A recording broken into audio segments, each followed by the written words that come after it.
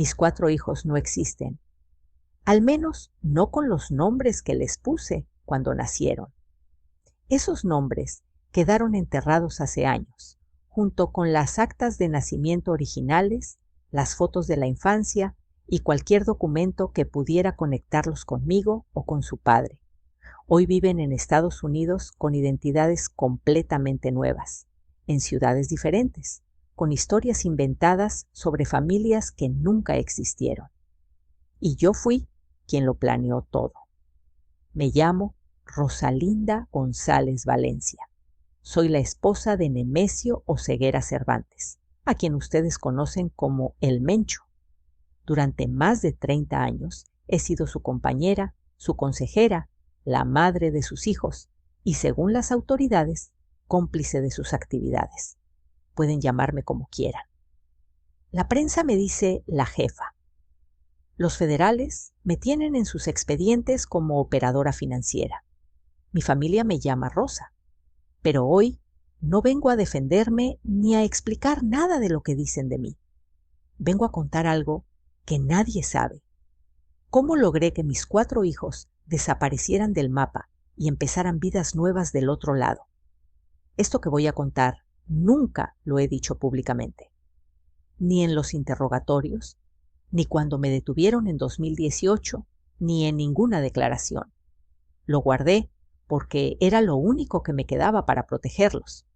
Pero han pasado años, las cosas han cambiado y creo que ya es momento de que se entienda por qué una madre hace lo que hace cuando no tiene otra opción. Para entender lo que hice, primero tienen que entender cómo era mi vida antes de que todo se complicara. Yo no nací en la pobreza ni en la riqueza. Mi familia, los Valencia, tenía tierras en Michoacán. Éramos gente de rancho, con vacas, caballos, cultivos. Mis hermanos y yo crecimos trabajando la tierra, yendo a la escuela del pueblo, viviendo una vida que parecía normal. Pero en Michoacán, en esa época, lo normal y lo otro siempre estuvieron mezclados. Uno crecía sabiendo que había ciertas cosas de las que no se hablaba, ciertos negocios que algunos familiares tenían y que nadie cuestionaba. Conocí a Nemesio cuando yo tenía 19 años. Él era mayor que yo, ya andaba en sus cosas, pero conmigo siempre fue diferente. Me cortejó durante meses antes de que yo le hiciera caso. Mi papá no lo quería cerca, decía que ese muchacho traía problemas. Pero yo era terca. Me casé con él a los 21, contra la voluntad de mi familia. Los primeros años fueron tranquilos, o al menos eso me parecía a mí. Nemesio trabajaba, viajaba mucho, traía dinero. Yo me dedicaba a la casa, a los niños cuando empezaron a llegar. No preguntaba demasiado. Sabía que había cosas que era mejor no saber. Esa era la regla en ese mundo. Mientras menos supieras, más protegida estabas. Tuvimos 4 hijos. No voy a decir sus nombres reales porque precisamente de eso se trata todo esto. Pero eran 2 hombres y 2 mujeres. Nacieron entre 1985 y 1994, todos en Jalisco. Los crié yo sola la mayor parte del tiempo, porque Nemesio casi nunca estaba. Cuando estaba, era un padre presente, cariñoso incluso. Pero esos momentos eran pocos. La mayoría del tiempo éramos solo los niños y yo. Durante años viví en una especie de burbuja. Teníamos casas bonitas, los niños iban a buenas escuelas, no nos faltaba nada material.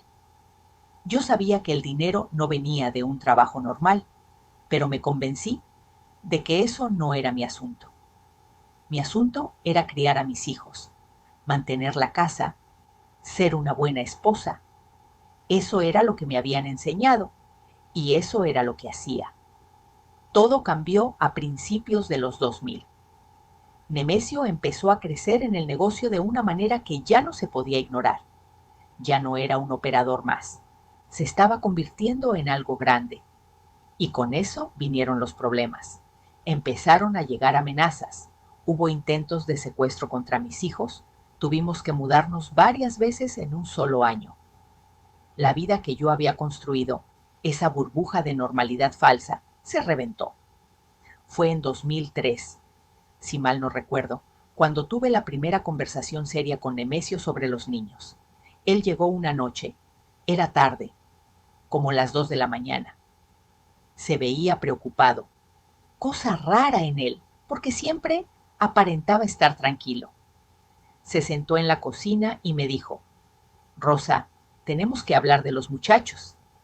Le pregunté qué pasaba y me contó que había interceptado información de que un grupo rival estaba planeando usar a nuestros hijos para presionarlo. No me dio detalles de cómo supo eso, pero por su cara supe que era serio. Esa noche no dormí.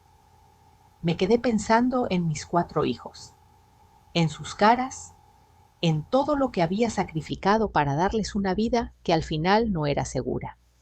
Y entendí algo que tal vez debía haber entendido antes. Mientras siguieran siendo hijos de Nemesio Oseguera, mientras llevaran esos apellidos, nunca iban a estar a salvo. Ni de los rivales, ni de las autoridades, ni de nadie. La idea de las identidades falsas no surgió de la noche a la mañana. Fue un proceso que tomó años de planificación. Empecé a investigar por mi cuenta, sin decirle nada a Nemesio al principio. Hablé con gente que conocía del mundillo legal, abogados que manejaban casos complicados, gente que sabía cómo funcionaban los sistemas de migración y documentación. Lo primero que aprendí es que cambiar una identidad no es solo conseguir papeles nuevos. Eso es lo fácil. Lo difícil es borrar la identidad anterior, crear una historia coherente, establecer una vida que pueda sostenerse bajo escrutinio. No estamos hablando de comprar una credencial falsa en Tepito. Estamos hablando de crear personas completamente nuevas, con historias, familias ficticias, antecedentes escolares, todo. En 2005 empecé a trabajar con un grupo de personas que se especializaban en esto. No voy a decir cómo los contacté ni quiénes eran, pero eran profesionales, gente que había ayudado a testigos protegidos, a personas que huían de situaciones peligrosas, a gente del gobierno incluso. Su precio era alto, pero el dinero nunca fue problema. El plan era el siguiente: cada uno de mis hijos iba a asumir una identidad completamente nueva. Nuevos nombres, nuevos apellidos, nuevas fechas de nacimiento incluso. Iban a tener pasaportes mexicanos falsos con esos nuevos datos y luego iban a solicitar visas de estudiante para Estados Unidos. Una vez allá, iban a establecerse en ciudades diferentes, sin contacto entre ellos más que el mínimo necesario, y eventualmente iban a buscar la residencia permanente con esas identidades nuevas. El proceso para cada uno fue diferente porque tenían edades diferentes y situaciones diferentes. El mayor ya tenía como 20 años cuando empezamos. Estaba terminando la universidad.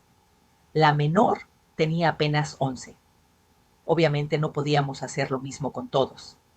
Con el mayor empezamos primero. Le conseguimos documentos nuevos que lo identificaban como hijo de una familia de Aguascalientes, gente que realmente existía, pero que había muerto en un accidente años atrás. Usamos su acta de nacimiento como base, modificamos algunos datos y le creamos una historia. Era hijo único. Sus padres habían fallecido. Había sido criado por una tía que también ya había muerto. Era huérfano, sin familia conocida, con una pequeña herencia que le permitía estudiar en el extranjero. Lo mandamos primero a Canadá, no a Estados Unidos directamente. La idea era que estableciera un historial allá, estudiara un par de años y luego solicitara transferencia a una universidad estadounidense. Eso haría que su entrada a Estados Unidos fuera más natural, menos sospechosa. Funcionó. Para 2008 ya estaba viviendo en Chicago, estudiando administración de empresas, con un nombre que no tenía nada que ver con Oseguera ni con Valencia. Con el segundo, mi otro hijo varón, el proceso fue más complicado. Él ya había tenido problemas. Había sido detenido una vez por una estupidez de joven. Tenía antecedentes menores que estaban en el sistema. No podíamos simplemente borrarlo y crear una persona nueva sin que eso levantara sospechas, si alguien hacía una investigación profunda. La solución fue diferente. En lugar de crear una identidad completamente falsa, trabajamos con su identidad real, pero la modificamos. Cambiamos su segundo nombre, alteramos su fecha de nacimiento por unos meses y, lo más importante, logramos que sus antecedentes se perdieran en el sistema. No me pregunten cómo, pero hay gente dentro de las instituciones que por la cantidad correcta de dinero puede hacer que ciertos expedientes simplemente desaparezcan. Con esa identidad modificada, solicitó asilo político en Estados Unidos. La historia que presentó era que había sido amenazado por grupos criminales en México, que su vida corría peligro, que no tenía a dónde ir. Irónico, considerando quién era su padre. Pero técnicamente era verdad. Él sí había sido amenazado, sí corría peligro. Solo que los detalles de por qué y quién era su familia, esos quedaron fuera de la solicitud. Le dieron asilo provisional en 2009. Se estableció en Texas, en una ciudad mediana cuyo nombre no voy a mencionar. Consiguió trabajo, se casó con una mujer estadounidense que no tenía idea de quién era él realmente, tuvo hijos. Hoy en día lleva una vida completamente normal. Sus hijos, mis nietos, son ciudadanos estadounidenses de nacimiento. Ellos no saben nada de su historia real. Y si todo sale bien, nunca lo sabrán. Mis hijas fueron un caso diferente. Con ellas tuve que ser más cuidadosa, porque las mujeres de la familia siempre estamos más expuestas. La prensa, las autoridades, siempre buscan a las esposas, las hijas, las hermanas. Somos el punto débil, o al menos eso creen. La mayor de mis hijas era la más difícil de ocultar, porque se parecía mucho a mí. Teníamos los mismos ojos, la misma manera de caminar, hasta las mismas expresiones. Si alguien nos veía juntas, era obvio que éramos madre e hija. Eso significaba que cualquier foto mía que circulara podía ser usada para identificarla a ella. Tomamos una decisión drástica. Ella se sometió a cirugías estéticas. No muchas, solo las suficientes para cambiar lo que más nos hacía parecidas. La nariz, los pómulos, algunas cosas menores. El resultado fue que seguía siendo bonita, seguía siendo ella, pero ya no era tan obviamente mi hija. Eso dolió. Ver a mi hija cambiar su cara por mi culpa, por culpa de la vida que le habíamos dado, fue uno de los momentos más duros de todo esto. A ella la mandamos a California. Le conseguimos papeles que la identificaban como hija de una familia de Sonora. La historia era que su padre había sido un empresario agrícola que había muerto cuando ella era joven, y su madre se había vuelto a casar y desentendido de ella. Había crecido con sus abuelos, quienes también ya habían fallecido. Era una huérfana práctica, sin lazos familiares que investigar. Entró a Estados Unidos con visa de turista primero, luego se inscribió en una escuela de idiomas, después en una universidad comunitaria. Para 2011 ya tenía residencia permanente gracias a un matrimonio con un ciudadano estadounidense. Y antes de que piensen que fue un arreglo, les digo que no. Ella realmente se enamoró de ese hombre. Se conocieron en la universidad, él no tenía idea de quién era ella, y se casaron porque querían, no por papeles. Que eso le sirviera para la residencia fue solo un beneficio adicional. La menor fue la más difícil de todas. Cuando empezamos con el plan, ella tenía apenas 11 años. No podíamos simplemente mandarla sola a otro país. Necesitábamos un plan diferente. Lo que hicimos fue mandarla a vivir con una familia de confianza en Nuevo León. No eran familiares nuestros, eran gente que había trabajado con nosotros durante años, absolutamente leales, sin antecedentes, sin conexiones visibles con el negocio. Para el mundo exterior, ellos eran sus padres adoptivos. Para ella, eran sus tíos. Vivió con ellos durante 4 años. Fue a la escuela con el nombre que le dimos. Desarrolló amistades normales, una vida normal. A los 15 años, esa familia solicitó visas de turista para ir a Disneyland. Las obtuvieron sin problemas porque no había nada sospechoso en ellos. Fueron a Estados Unidos, visitaron los parques y luego simplemente no regresaron. Se establecieron en Arizona. La familia tenía ahorros que nosotros les habíamos dado, suficientes para comprar una casa y empezar un negocio pequeño. Mi hija siguió la escuela allá. Se graduó de high school, como cualquier adolescente estadounidense, y cuando cumplió 18 solicitó DACA, porque técnicamente había llegado como menor de edad. Le fue aprobado. Hoy tiene un estatus migratorio que le permite trabajar y estudiar legalmente, aunque no es ciudadana. La familia que la cuidó sigue viviendo en Arizona. Los consideran sus padres porque, en la práctica, eso fueron durante los años más importantes de su vida. Yo me resigné a eso hace mucho tiempo. Preferí que tuviera otros padres y estuviera viva, a que fuera mi hija reconocida y estuviera en peligro. Hubo momentos en que todo estuvo a punto de derrumbarse. El primero fue en 2012, cuando detuvieron a un operador financiero que trabajaba con nosotros. Este hombre sabía demasiado. Sabía sobre los movimientos de dinero, sabía sobre algunas de las propiedades que habíamos usado como fachadas, y lo más peligroso, tenía conocimiento parcial de lo que habíamos hecho con los niños. Cuando lo agarraron, Nemesio me llamó inmediatamente. Estaba furioso, pero más que furioso, estaba preocupado. Me dijo: Rosa, si este cabrón habla, vamos a tener problemas serios. Le pregunté qué tanto sabía exactamente, y me dijo que no estaba seguro, pero que había manejado algunas de las transferencias que usamos para establecer a los niños en Estados Unidos. Durante semanas vivimos con el alma en un hilo. Yo no podía dormir, no podía comer, solo pensaba en qué pasaría si las autoridades conectaban los puntos, si descubrían las identidades falsas, si iban a buscar a mis hijos, si todo lo que habíamos construido se venía abajo. Al final, el operador negoció con los federales.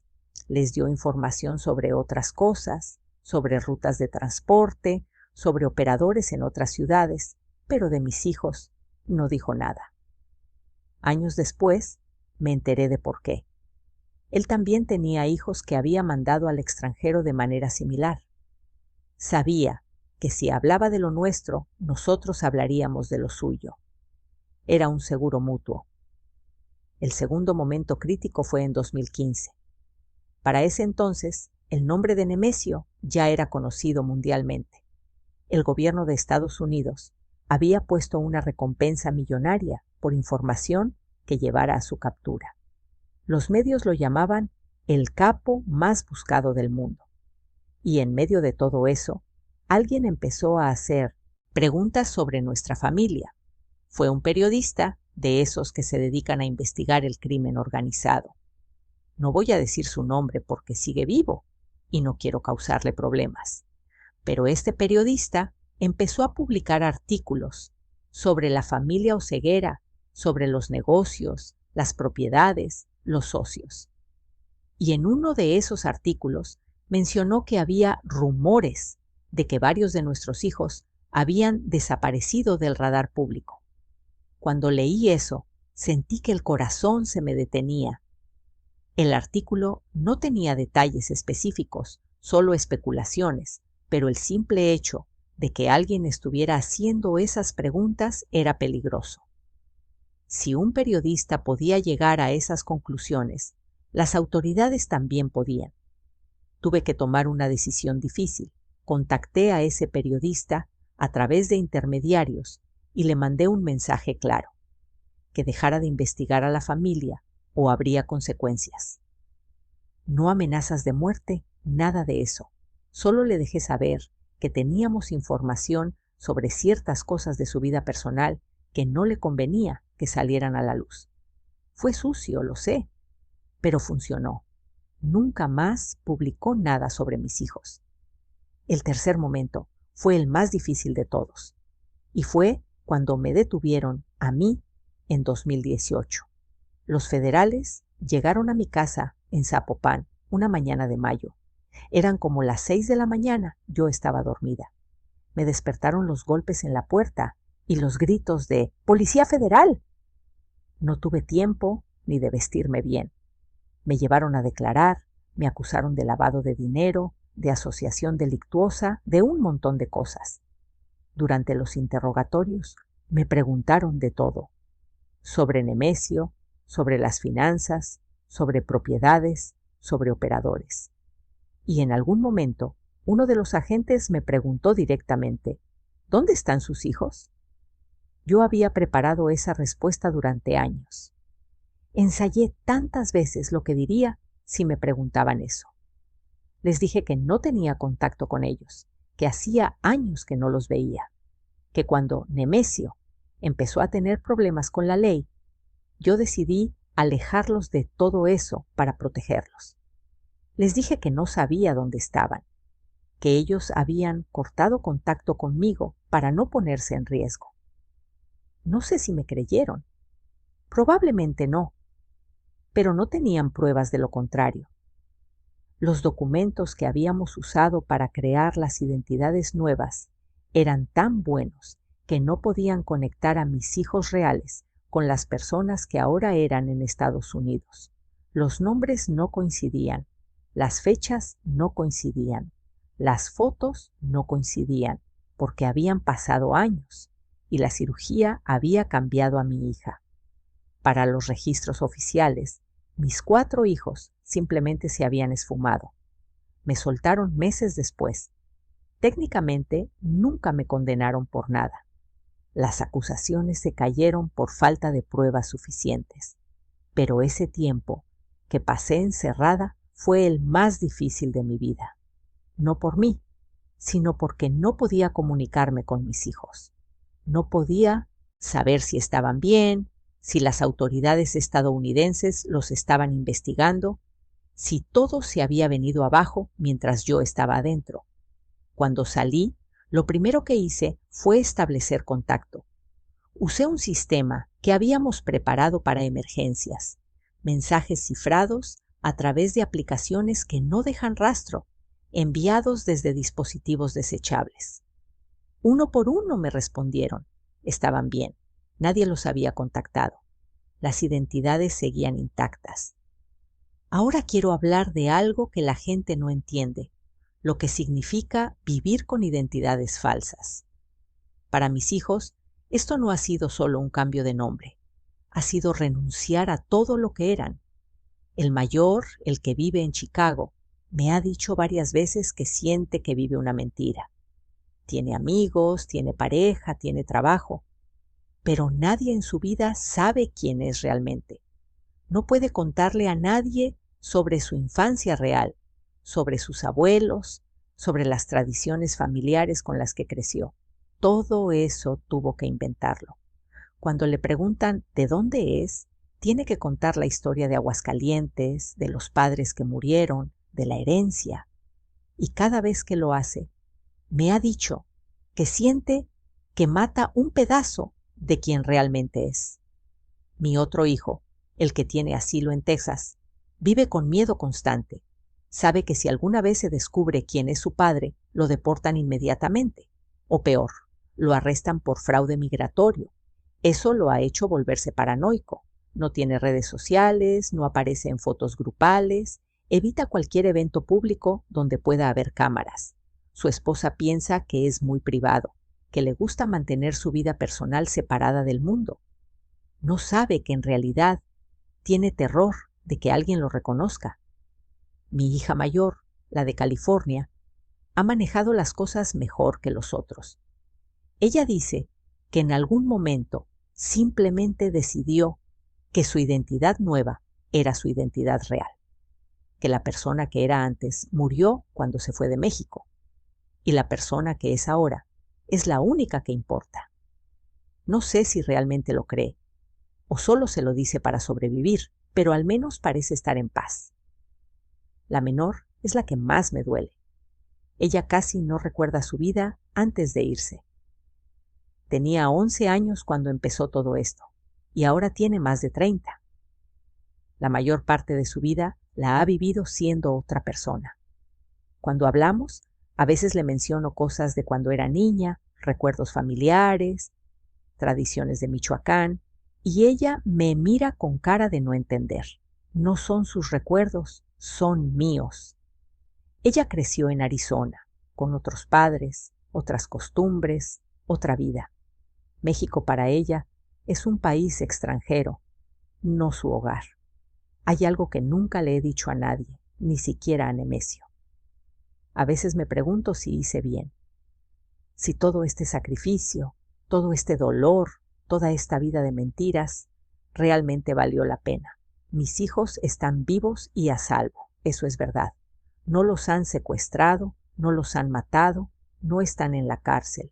En ese sentido, el plan funcionó, pero a cambio de esa seguridad, perdieron su identidad, perdieron su familia, perdieron su conexión conmigo y con su padre. Somos extraños ahora.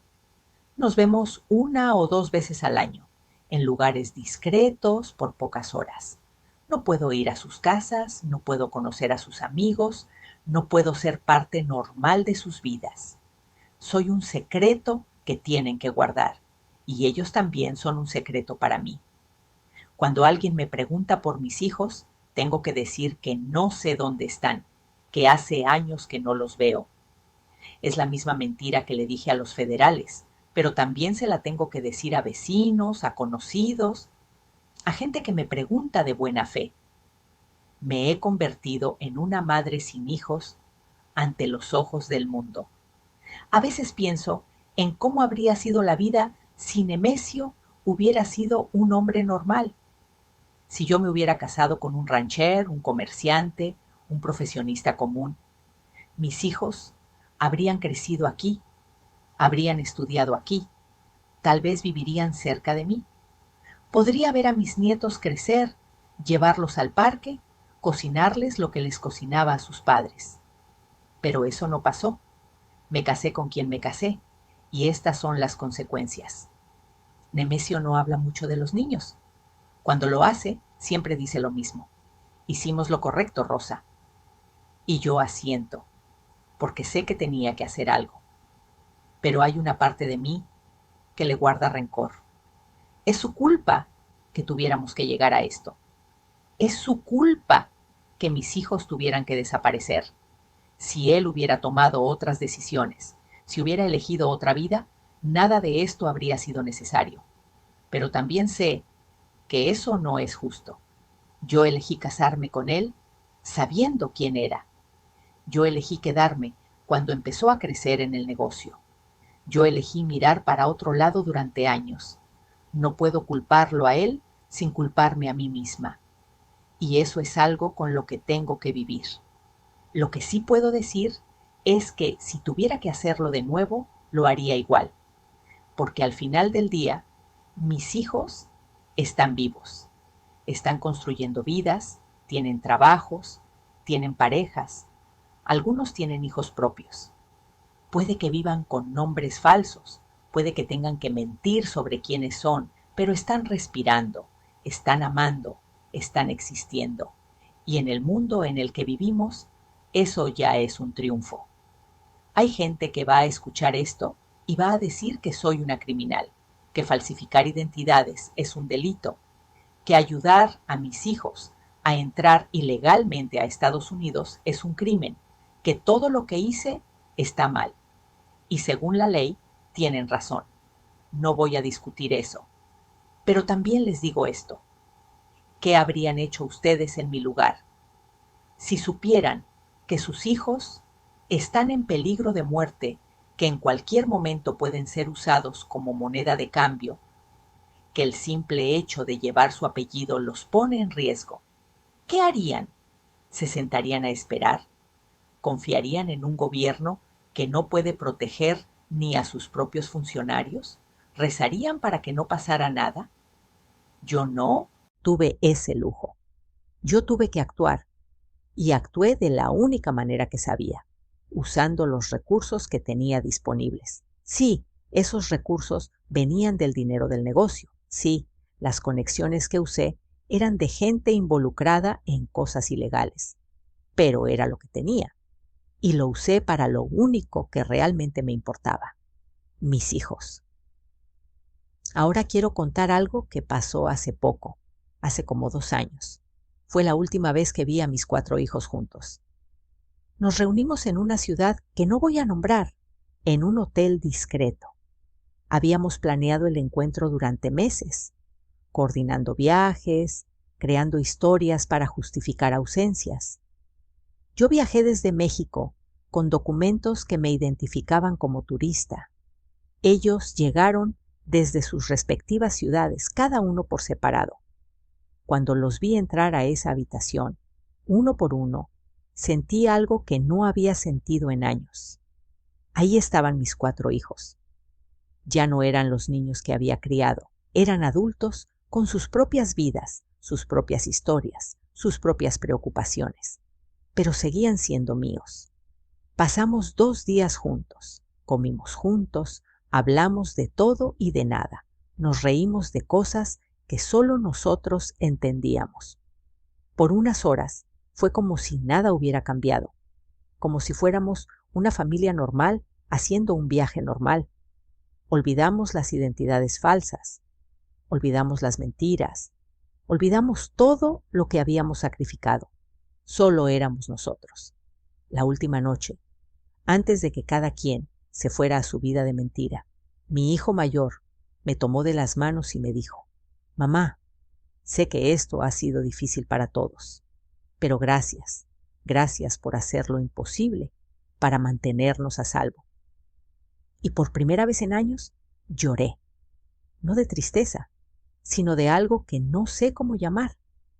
Alivio tal vez, o simplemente el peso de tantos años finalmente saliendo. No sé qué va a pasar después de que esto salga a la luz. Tal vez las autoridades estadounidenses investiguen, tal vez encuentren a mis hijos, tal vez todo lo que construimos se venga abajo. Es un riesgo que estoy tomando. Pero también sé que ya ha pasado mucho tiempo. Mis hijos llevan décadas viviendo con sus identidades nuevas. Tienen historiales crediticios, historiales laborales, propiedades a su nombre, han pagado impuestos, han votado en algunas elecciones locales, han hecho todo lo que se supone que hace un residente legal.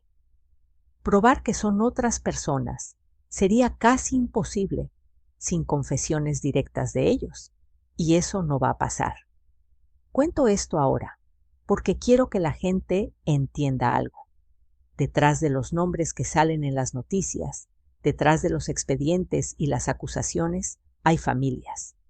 Hay madres que lloran por sus hijos, padres que hacen lo imposible por protegerlos, niños que pagan las consecuencias de decisiones que no tomaron. Nadie elige nacer en esta vida. Nadie elige que su padre sea quien es. Y sin embargo, los hijos cargan con ese peso. Mis 4 hijos no hicieron nada malo. Nacieron, crecieron y tuvieron la desgracia de ser hijos de Nemesio Oseguera. Por eso tuvieron que desaparecer. Por eso viven con nombres que no son suyos, historias que no son suyas, vidas que no deberían haber sido suyas. Y por eso yo hice lo que hice. Antes de terminar, quiero decirles algo a mis hijos, aunque sé que probablemente nunca vean esto. O si lo ven, no puedan reaccionar públicamente. Ustedes son lo mejor que he hecho en mi vida. Cada decisión que tomé, buena o mala, la tomé pensando en ustedes. Sé que les quité muchas cosas, sus nombres, su familia, su país, pero también les di la única cosa que podía darles, la oportunidad de vivir. Espero que algún día puedan perdonarme por todo lo que tuvieron que sacrificar, y espero que sepan que los amo, con cualquier nombre que lleven, en cualquier ciudad, donde vivan, hasta el último día de mi vida. Eso es todo lo que tengo que decir. Esta es mi historia, la historia de cómo hice desaparecer a mis 4 hijos para salvarlos. Pueden juzgarme como quieran, pueden llamarme criminal, pueden llamarme cómplice, pueden llamarme lo que sea, pero también soy madre, y como madre hice lo único que podía hacer. Ahora mis hijos viven en Estados Unidos con identidades falsas, con vidas que inventamos juntos, con secretos que llevarán a la tumba, y yo sigo aquí, esperando, rezando, contando los días hasta la próxima vez que pueda verlos. Esa es mi confesión, esa es mi verdad, con eso me quedo.